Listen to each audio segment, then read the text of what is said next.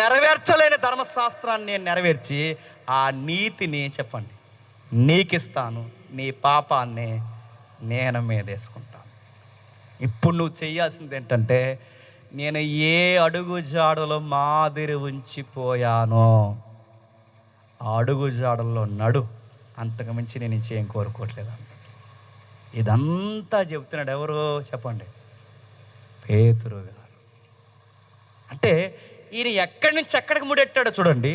దేవుడు చెబుతున్నాడు ఏమని? కాగా ఆ ఎవరైతే వాక్యాన్ని బోధించిన ప్రారంభంలో ఉన్న పాత నిబంధన భక్తులు ప్రవక్తులు ఎవరైతే ఉన్నారో, ఇశ్రాయేలు ఎవరైతే ఉన్నారో, వాళ్ళే వాక్యానికి అవిధేయులు అయ్యారు.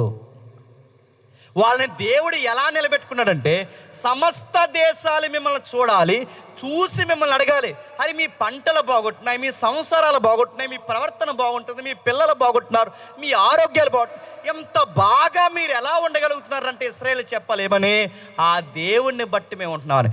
ఇప్పుడు అలా చెప్పాల్సిన ఆ రాయల్ ప్రీస్ట్గా ఉండాల్సిన ఆ బాధ్యత ఇప్పుడు దేవుడు ఎవరి భుజాల మీద పెట్టాడు చెప్పనా? క్రైస్తవులైన మన భుజాల మీద పెట్టాడట. వాళ్ళ చెయ్యని పని ఇప్పుడు ఎవరు చేయాలి చెప్పండి? ఆ మాటలు మీకు అర్థమేం లేదు. వాళ్ళ చెయ్యని పని ఎవరు చేయాలి? మనం చెయ్యాలంటే ఇప్పుడు మన పంటలు పండాలన్నా, మన కడుపులు నిండాలన్నా, మన పిల్లలు బాగుండాలన్నా, మన ఆరోగ్యాలు బాగుండాలన్నా, మనం ఎవరికి రిప్రజెంట్గా ఉండాలట? రాజులైనా చెప్పండి. ఏ రాజుకి? నజరుడైన రాజు ఉన్నాడే, ఆ రాజుకు నువ్వు రాజులు ఉండాలి. రాజు అనగా నువ్వేం చేస్తున్నావు? గుర్రాలు వేసి తిరుగుతున్నావు. రాజు అనగా సూట్లు వేసి తిరుగుతున్నావు. రాజు అనగా కార్లు వేసి తిరుగుతున్నావు. రాజు అంటే ఏంటి? ఆయన ఎలా ప్రేమించాడో చెప్పండి, అలాగే ప్రేమించాలి. ధర్మశాస్త్రం ఏం చెప్తుంది? ఒకటి దేవుణ్ణి ప్రేమించాలి చెప్పండి, రెండు నీ పొరుగుడిని ప్రేమించాలి. ఎలా ప్రేమించాలి కింద చెప్తున్నాడు చూడండి. ఒకప్పుడు చెప్తున్నాడు దేవుని ప్రజలైతే, ఒకప్పుడు మీకు దేవుడు లేడు, ఒకప్పుడు కనికరింపం లేదు, ఇప్పుడు కనికరింపబడ్డారు. ఇప్పుడు కనికరింపబడిన వారు అయితే ప్రియులారా, పరదేశులు యాత్రికులై ఉన్నారు కనుక ఆత్మకు విరోధంగా పోరాడండి, శరీర విషయాలను విసర్జించాలి. మీరు అన్ని జనుల చేత విసర్జింపబడ్డారు, దేశంపడ్డారు, దుర్మార్గులను దూషింపబడ్డారు.